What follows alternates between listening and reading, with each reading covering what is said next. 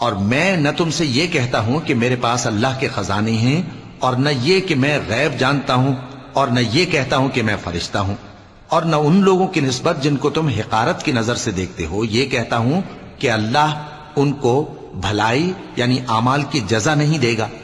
جو ان کے دلوں میں ہے اسے اللہ خوب جانتا ہے۔ اگر میں ایسا کہوں تو بے انصافوں میں ہو جاؤں۔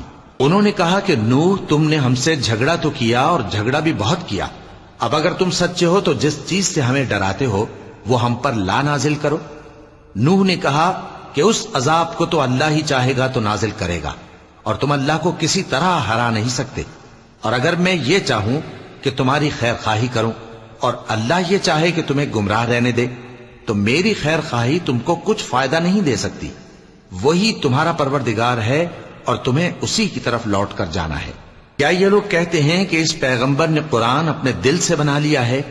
کہہ دو کہ اگر میں نے دل سے بنا لیا ہے تو میرے گناہ کا وبال مجھ پر، اور جو گناہ تم کرتے ہو اس سے میں بری الذمہ ہوں۔